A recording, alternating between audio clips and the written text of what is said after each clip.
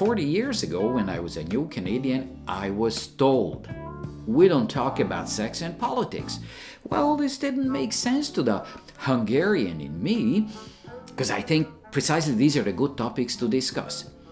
Now, I understand why people shy away from talking about sex, but I still find that in a casual social setting, staying away from discussing politics is not a good sign.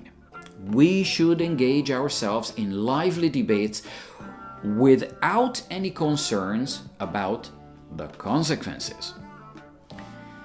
While polarization and intolerance in Western cultures has gotten worse, and as a result, unfortunately, people hide in their snail shells.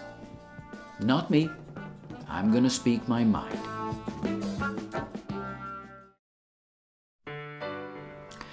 Back then, I worked for a larger-than-life school principal, the Dragon Lady. She had a presence of a born alpha. Everybody instantly knew in the school that she was in charge. However, she wasn't a power-hungry tyrant. She acted on well-thought-out principles and had a vision. Mind you, a slightly Machiavellian vision. She believed that leaderless little people are confused, helpless, go around in circles, and stagnate. Under a competent leader who may use some judicious nagging or even diplomatic pressure, subordinates rise to the challenge and start to grow. She didn't accept defeatism and drove everybody to perform better. She was like one of those good gym teachers who makes sure that absolutely everybody gets a good workout, no excuses. She was a good lobbyist and promoted her hardworking people left and right, including me. When her strong voice came on the PA system, "Mr. Cascamedy, could you see me in the office?" I cringed every time. But every time it turned out that she was in my corner, even when I made a mistake or we had to go through an uncomfortable meeting in the office with an irate parent. She negotiated a fair resolution and saved my hide. Under the Dragon Lady, I was a vassal. I got rewards and protection in exchange for my loyalty and services. I surrendered some of my freedoms, but in the stable system she provided, I prospered.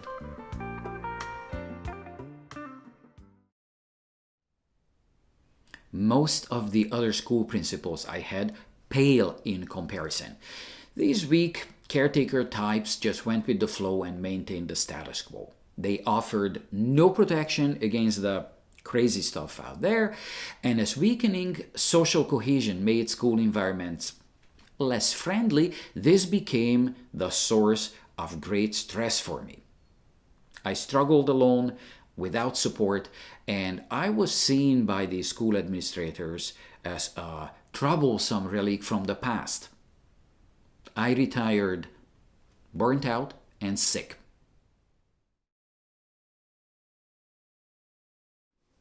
In our topsy-turvy world, I crave order. I crave to be a proud citizen of a great empire in its golden age. I would gladly trade away some of my theoretical freedoms for practical stability. I'm not alone with my dream, and this is not a new phenomenon. It happened in history repeatedly. People got sick of chaos and wanted a thorough house cleaning. The Weimar Republic's decadent freedom didn't lift people out of their depression. Russia was in a free fall after the Soviet collapse, and it was a dysfunctional and scary place with violent mobs and abject poverty. The Iraqis tasted freedom after Saddam and didn't like it. And Libyans were not better off after Hillary's war toppled Gaddafi. Somebody else's concept of freedom and self-governance cannot be shoved down on people's throats, and the other extreme, fetishizing law and order, is just as bad.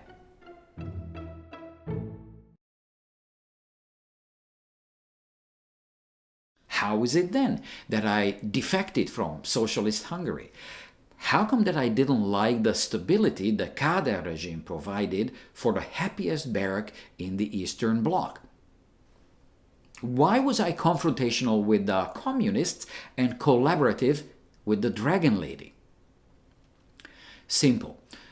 Tyrannical regimes want to alter the way people think. You either brainwash yourself and alter your thinking in order to survive, or they will insert their crude instruments into your brain and do it for you. The Dragon Lady did not want to transform me ideologically. I needed to fit into her business model. We joined forces on her terms to do the job. It was a win-win-win situation. She was proud of her achievements because, arguably, she was the board's most productive principal. I felt safe and did my best work as a teacher, and the school's academic performance skyrocketed. Happy kids, happy parents. This is basically Plato's concept of the benevolent dictator.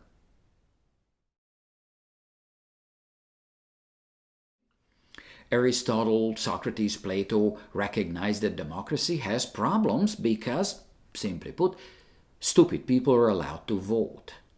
Even my father, a great proponent of democracy, was fuming about how fickle and manipulable people can be, and how even a bad outcome of elections does not change the entrenched positions of voters who voted foolishly. Only 30% of the American electorate has any knowledge of the Constitution. What is the supreme law of the land here in the U.S.? What is that thing called? You first. I don't know, so I'm gonna be honest. Yeah, I don't know either. Supreme law? Democrat. What did you say? I said agriculture. No. I'm wondering how many born Canadians would pass our citizenship test for immigrants. By the way, clueless people are the easiest to manipulate with demagoguery, something the Greeks already worried about.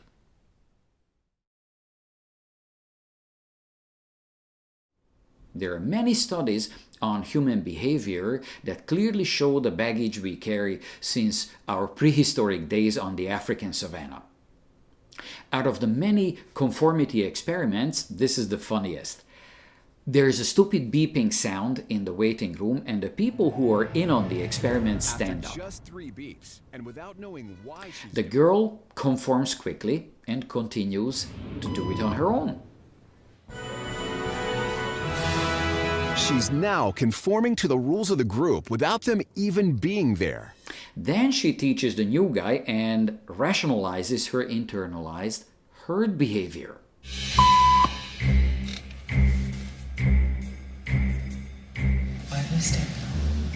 Everybody was doing it, so I thought I was supposed to.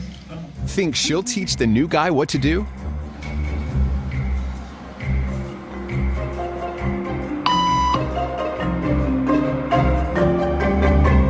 When I saw everybody stand up, I felt like I needed to join them. Otherwise, I'm like excluded.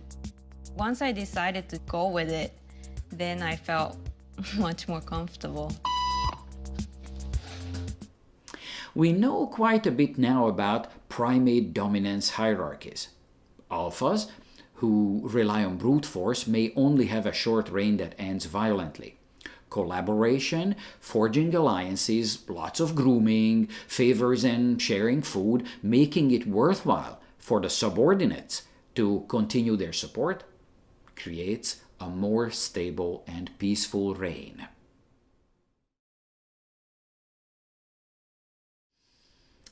American political scientist Francis Fukuyama is a believer.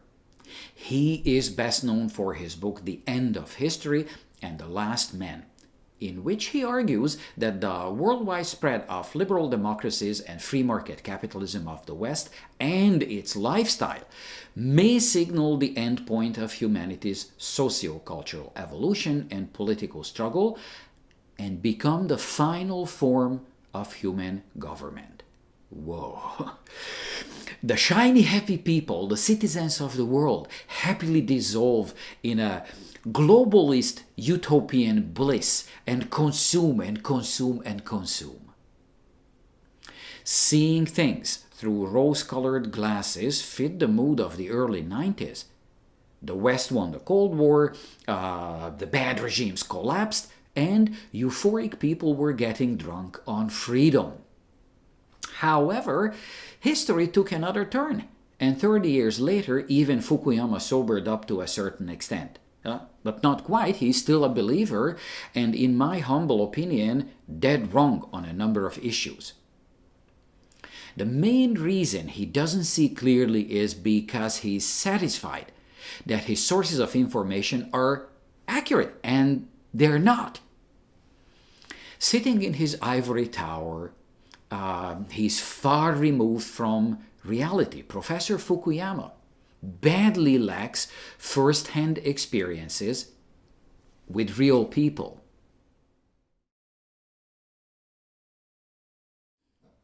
Fukuyama takes aim at leaders like Hungary's Viktor Orban for not behaving like his theory predicted.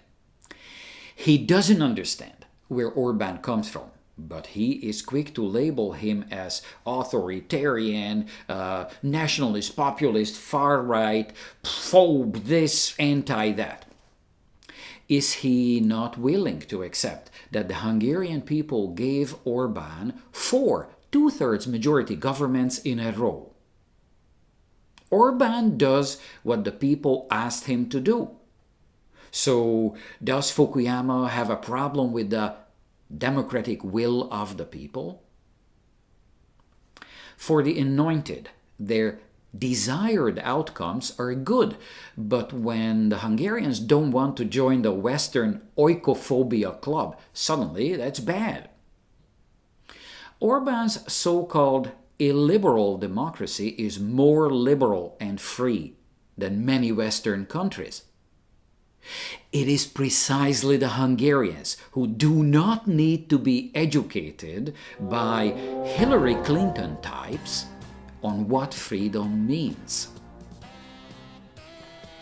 Right now, America is not exactly a desirable and shining example of democracy and freedom. Where are America's glory days? And most importantly, why are they gone?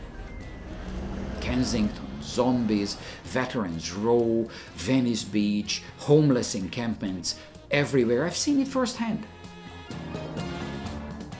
I'm not saying that this is what America is about. I know many Americans and I love and respect them. But the social decay and turmoil in the US doesn't look good, and it doesn't inspire other nations to follow the American model. I recommend that Professor Fukuyama spend a little time in Hungary and talk to ordinary people at the farmers' market, on commuter trains, and in small-town pubs. That would work on his biases and prejudices. Out of touch with reality, Fukuyama can imagine that history will end someday because the people of the world smarten up and run out of conflict. McDonald's near the Kremlin was newsworthy for a day, but not a game changer for the Russian people. Fukuyama's brilliant ideas do not work. On the other hand, like the Dragon Lady, Orban correctly assessed what his people needed, and his leadership produced tangible results.